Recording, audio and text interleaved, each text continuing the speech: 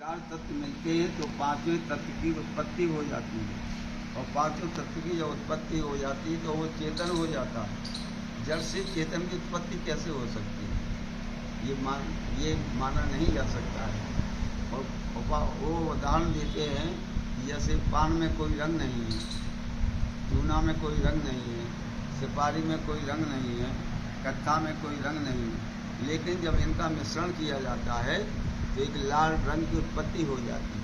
ये उदाहरण देते हैं चार मार्ग वाले। लाल रंग उसमें किसी में नहीं है, लेकिन मिलने से, चारों के मिलने से लाल रंग की उत्पत्ति हो जाती है। ठीक इसी प्रकार से ये पांचों तत्व मानते नहीं आकाश को, चारों तत्वों के मिल से चेतन तत्व पंखा बंद कर दो। तो शून्य से नहीं, वो शून्य तो उसी से उत्पन्न हुआ है, ब्रह्म से ही सूर्य, एक ब्रह्म के अलावा दूसरा नहीं था, और वही सृष्टि के रूप में वही बदल गया। तो हमारे धर्म में भी लोग इस बात को नहीं मानते, दूसरे संप्रदाय के, दूसरे सिस्टम के।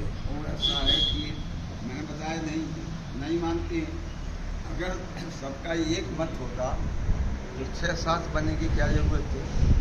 अपने 6 शास्त्र हैं ना।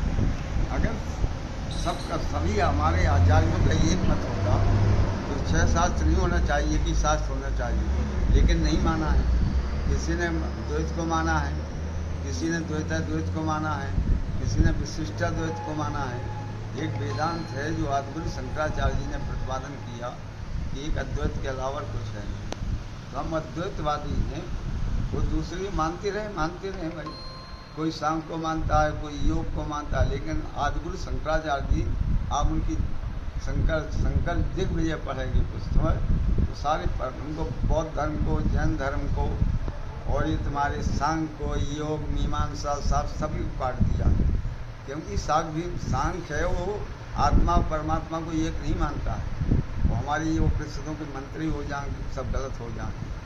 वदन्तु शास्त्रान जंतु देवान कुर्वन्तु कर्मान् भजन्तु देवता आत्मेक बोधेन, आत्मा और ब्रह्म की एकता के बोध के बिना मोर्चा नति ब्रह्म शतांतरे की, ब्रह्मा की भी 100 वर्ष की आयु बीतने पर भी मोक्ष नहीं होगी। तो हम लोग तो मानते हैं वेदांते कि आत्मा और परमात्मा दो नहीं है, एक ही है। मोक्ष क्या है महाराज जी? मोक्ष कुछ नहीं,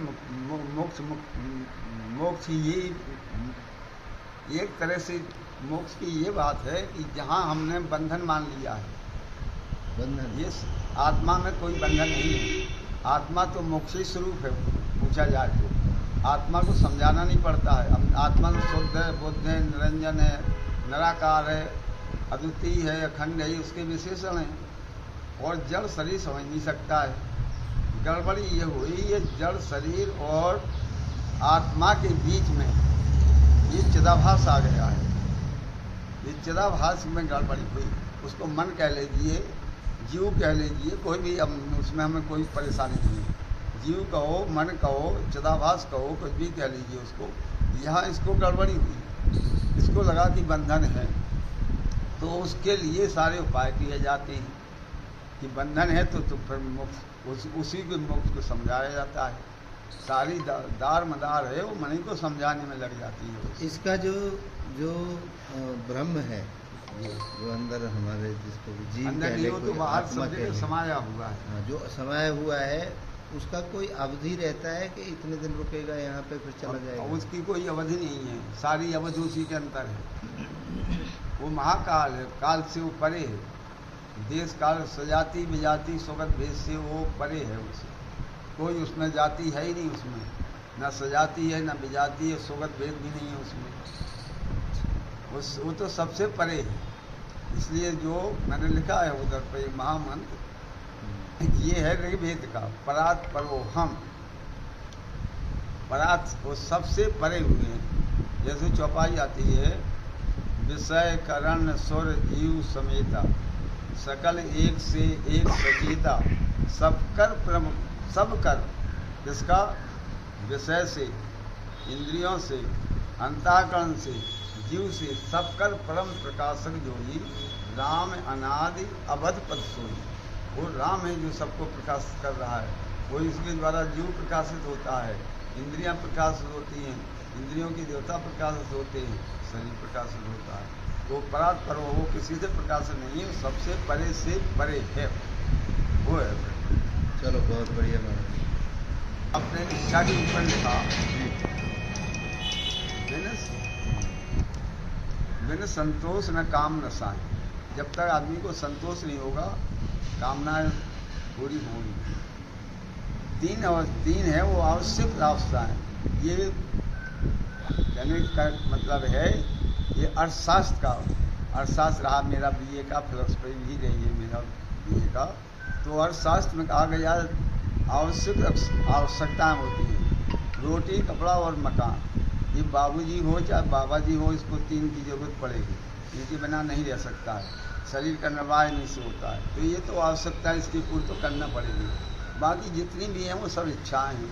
जैसे आपने इच्छाओं को कर दिया है, तो गुरु है शिष्य की इच्छाओं की पूर्ति नहीं करता है, उसकी जो इच्छा है उसको मार देता है। कि बिन संतोष न काम न साई, जब तक संतोष ना होगा कामनाएं पूरी होगी। और काम अक्षत, जो कामनाएं हमारी हैं, इच्छाएं हैं, कामना कहो वासना कहो, एक ही बात है। तो जब तक ये खत्म नहीं होगी, काम अक्षत सुख सपने नहीं, सपने में भी नहीं सुख प्राप्त हो सकता है। इसलिए गुरु अपने शिष्य की इच्छाओं की पूर्ति नहीं करता। अगर पूर्ति होता है तो लोग बढ़े, धन में धन में और आवृत्ति और होगी, उसमें और बढ़ेगा लोग की, अरे और आ जाए और आ जाए। तो अरे तो अनंत है, इच्छाएं अनंत है, इनकी पूर्ति हो ही नहीं सकती है। करत करत दुनिया मरी, पूरा हुआ ना काम। दुनिया मर गई, रात दिन कमाते कमाते, काम किसी का पूरा नहीं हुआ है। हमारे पुरखों के पुरखा करते आए, हमारे लिए छोड़ गए, और हम भी पूरा नहीं कर पाएंगे, बच्चे नाती पोतों के लिए छोड़ जाएंगे। तो करत करत दुनिया मरी, पूरा हुआ ना काम। वही दिवस वही रात है, वही सुबह और शाम, ये बदलते रहते हैं, काम पूरा नहीं होता है, जिंदगी पूरी हो जाती है। इसलिए इच्छाओं की पूर्ति ना तो कभी हो सकती है ना होती है। इच्छाओं को तो मार दो, कोई इच्छा नहीं। इच्छा को मारना भी तो इच्छा ही है। इच्छा को मारना इच्छा नहीं है, वो ऐसा है कि अब उसके लिए तो फिर तर्क चलता रहेगा। इसके लिए इच्छा की मारना, जैसे कैसी आपने निष्काम कर्म करिए आप, नहीं, निष्काम करना भी तो इच्छा ही है। मान लो आपकी इच्छा हुई, निष्काम करना चाहिए। ऐसा है। सुनिए महाराज जी, जो हमारे मन के अंदर 3 दोष हैं, कौन कौन? मल, विक्षेप, आवरण। मल है जो हमारे अनेकों जन्मों का पड़े हुए हैं, जाने अनजाने हमारे से कोई भी गलत काम हो गए हैं, तो मल है हमारे अंदर, अंतःकरण में बैठा हुआ है। उसके लिए निष्काम कर्म करना चाहिए। निष्काम कर्म का मतलब है फल और आसक्ति को त्याग करके जो भी कर्म किया जाए वो निष्काम हो जाता है। कोई फल नहीं है, कोई मेरी आसक्ति नहीं है, करना है, कर रहे, मनुष्य जीवन का है, भजन करो, पूजन करो, सब कुछ करिए उसे। तो इससे हमारा मन का मल दूर हो जाता है। अगर मुकुर मलन और नैन विहीना, राम रूप देखें किम दीना। हमारा दर्पण मैला पड़ा हुआ है, नेत्र भी नहीं हमारे खुले हुए हैं, अपना रूप देखना चाहते हो कैसे देख सकते हो? नहीं देख पाओगे उसे। इसलिए उस मन रूपी दर्पण को पहले साफ किया जाता है, मल साफ किया जाता है, साफ हो गया। अब दूसरा उसका दोष है विक्षेप, चंचलता। अगर साफ से सीधा हो गया है, इस तरह से हिलाते रहें, चेहरा दिखाई देगा, ये चंचलता है। उस चंचलता को, विक्षेप को मारने के लिए उपासना करनी पड़ती है। हमारे 3 ही कांड है ना, कर्मकांड है, उपासना है, तीसरा है वेदांत ज्ञान कांड।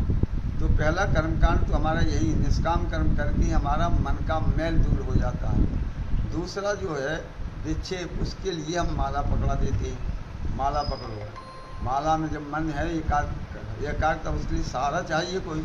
पूजा पाठ करो, आरती करो, भगवान की आरती बोलो, माला जपो, यही सब उपासना केंद्र। इससे हमारा विक्षेप दूर हो जाता है। अब रहा ये शिष्य को करना पड़ता है, मल विक्षेप का हटाना ये शिष्य का काम है। तीसरा है आवरण। आवरण ये माया का पर्दा है, उसके लिए गुरु की जरूरत पड़ती है। गुरु बिन भवने तरह न कोई, जो विरंच शंकर सम होई। शंकर जी और ब्रह्मा जी को भी दूर कर दी है। इसलिए शंकर जी भगवान राम को अपना इष्ट मान करके तुम पुण्य राम राम दिन राति सादर जपो अनंग आराती, रात दिन वो जप करते हैं। भगवान राम जब लंका को जाने लगे तो भगवान ने कहा कि दुश्मन को मारने के लिए, युद्ध करने के लिए जा रहा हूँ, तो कर हो यहाँ सम स्थापना, मोरे हृदय परम कल्पना। मेरे हृदय में विचार उठता है कि अपने इष्ट देव शंकर जी की स्थापना करके जाऊँ। तो रामेश्वर ने भगवान ने स्थापना की, उन्हीं के इष्ट देव हैं। रामेश्वर का मतलब है राम के ईश्वर ही रामेश्वर, एक दूसरे को मानने का मतलब है। तो ये गुरु की जरूरत होता है, गुरु होना चाहिए श्रोत्री ब्रह्मनिष्ठ, ये गुरु की विशेषता होती है। जो सद्गुरु होता है, श्रोत्री का मतलब होता है सभी वेदांत के ग्रंथों का उसको अध्ययन करना पड़ता है।